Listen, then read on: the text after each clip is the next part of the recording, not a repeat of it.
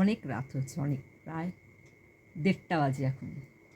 ঘরে সব খেলা দেখছে আজকে, বিশ্বকাপ ফাইনাল।